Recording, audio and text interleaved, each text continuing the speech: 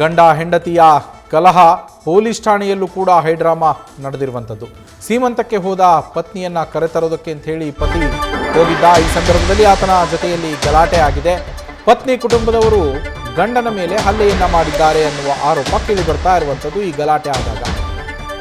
ಇದನ್ನ ಬಗೆಹರಿಸೋದಕ್ಕೆ ಅಂತ ಠಾಣೆಗೆ ಕರೆಸಿದಾಗ ಪೊಲೀಸರು ಕೂಡ ಹಲ್ಲೆಯನ್ನ ಮಾಡಿದ್ದಾರೆ ಅಂತ ಹೇಳಿ ಸಂತ್ರಸ್ತ ಆರೋಪವನ್ನ ಮಾಡ್ತಾ ಇದ್ದಾನೆ. ಪ್ರಶ್ನೆ ಮಾಡಿದ್ರೆ ವರದಕ್ಷಿಣೆಯ ಕಿರುಕುಳದ ಕೇಸನ್ನ ಹಾಕ್ತೀವಿ, ದೂರು ಕೊಡ್ತೀವಿ ಅಂತ ಹೇಳಿ ಪತ್ನಿಯ ಕುಟುಂಬಸ್ಥರು ಆರೋಪವನ್ನ ಮಾಡಿದ್ದಾರಂತೆ.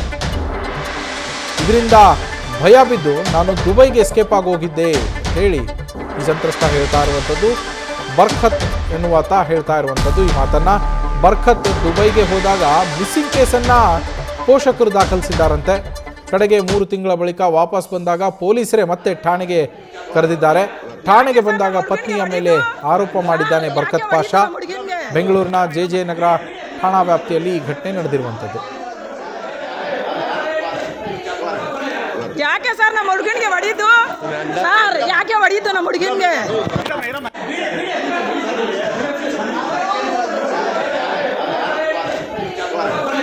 ಯಾಕೆ ಸರ್ ನಮ್ಮ ಹುಡುಗನಿಗೆ ಹೊಡಿತು?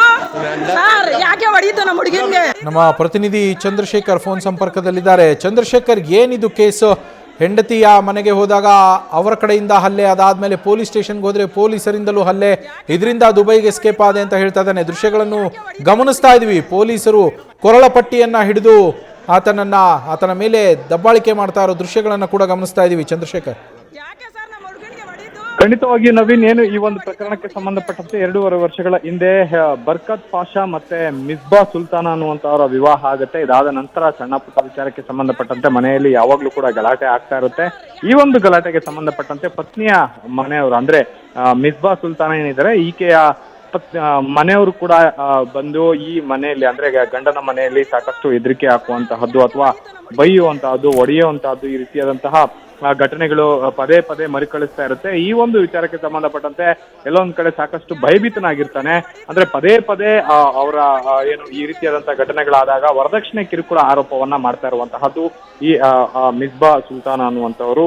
ಎಲ್ಲೊಂದ್ ಕಡೆ ಈ ಒಂದು ವಿಚಾರಕ್ಕೆ ಎಲ್ಲೊಂದ್ ಕಡೆ ಪ್ರತಿ ಬಾರಿ ಪೊಲೀಸ್ ಠಾಣೆಗೆ ಕರೆದು ಹೋಗಿ ನನಗೆ ಚಿತ್ರಹಿಂಸೆ ಕೊಡ್ತಾ ಇದ್ದಾರೆ. ಜೊತೆಗೆ ಡೌರಿ ಕೇಸ್ ಈಗಾಗಲೇ FIR ಕೂಡ ಜೆ ನಗರದಲ್ಲಿ ಆಗಿರುವಂತಹದ್ದು. ಹಾಗಾಗಿ ಆ ಒಂದು ಪ್ರಕರಣಕ್ಕೆ ಸಂಬಂಧಪಟ್ಟಂತೆ ಕೋರ್ಟ್ ನಲ್ಲಿ ಕೇಸ್ ಕೂಡ ನಡೀತಾ ಇದೆ. ಜೊತೆಗೆ ನಾವು ಜಾಮೀನನ್ನ ಕೂಡ ಪಡ್ಕೊಂಡಿದ್ದೇವೆ. ಜಾಮೀನು ಪಡ್ಕೊಂಡು ಅದಕ್ಕೆ ಏನು ನಾವು ಹೊರಗಡೆ ನಮ್ಮ ಪಾಡಿಗೆ ನಾವಿದ್ದೀವಿ. ಆದ್ರೂ ಸಹ ಏಕಾಏಕಿ ನಮ್ಮ ಮನೆಗೆ ಬರುವಂತಹದ್ದು, ನಮ್ಮ ಮನೆಯಲ್ಲಿ ಕಳ್ತನ ಆಗಿದೆ ಅನ್ನುವಂತಹ ಸುಳ್ಳು ಆರೋಪಗಳನ್ನ ಮಾಡಿಕೊಳ್ಳುವಂತಹದ್ದು ಮಿಸ್ಬಾ ಸುಲ್ತಾನ ಆಕೆಯ ಮೇಲೆ ಆಕೆಯ ಒಂದು ಹಲ್ಲೆಯನ್ನ ಮಾಡಿಕೊಂಡು ಅದಾದ ನಂತರ ನನ್ನ ಗಂಡನಿಂದ ನನಗೆ ಹಲ್ಲೆ ಆಗ್ತಾ ಇದೆ, ಜೊತೆಗೆ ಜೀವ ಬೆದರಿಕೆ ಇದೆ ಅನ್ನುವಂತಹ ಆರೋಪಗಳನ್ನು ಕೂಡ ಪದೇ ಪದೇ ಮಾಡ್ತಾ ಇರ್ತಾರೆ ಅನ್ನುವಂತಹ ಒಂದು ವಿಚಾರಕ್ಕೆ ಸಂಬಂಧಪಟ್ಟಂತೆ ಪೊಲೀಸರಿಗೆ ದೂರು ನೀಡ್ತಾರೆ. ಈ ದೂರಿನ ಹಿನ್ನೆಲೆಯಲ್ಲಿ ಎಲ್ಲೊಂದ್ ಕಡೆ ಪೊಲೀಸರು ಅವ್ರನ್ನ ಕರ್ಕೊಂಡೋಗಿ ಠಾಣೆಗೆ ಕರ್ಕೊಂಡೋಗಿ ಹಲ್ಲೆ ಮಾಡಿದ್ದಾರೆ ಅನ್ನೋ ಆರೋಪ ಮಾಡಿದ್ದಾರೆ. ಸೊ ಹೀಗಾಗಿ ಈ ಎಲ್ಲ ಹಿನ್ನೆಲೆಯನ್ನ ಇಟ್ಕೊಂಡು ತನ್ನ ಮಗ ಬದುಕಲಿಕ್ಕೆ ಸಾಧ್ಯ ಆಗ್ತಾ ಇಲ್ಲ, ತನ್ನ ಮಗನನ್ನ ಎಲ್ಲೊಂದ್ ಕಡೆ ಕೊಲೆ ಮಾಡಿಸುವ ಉದ್ದೇಶ ಕೂಡ ಈ ಫ್ಯಾಮಿಲಿಗಿದೆ ಅನ್ನುವಂತಹ ಭಯದಲ್ಲಿ ಇಡೀ ಕುಟುಂಬ ಈಗ ಇರುವಂತಹದ್ದು. Naveen, thank you Chandrashekhar. News first, ನಿರ್ಭೀತಿಯಿಂದ ನಿಮ್ಮ ಪರವಾಗಿ.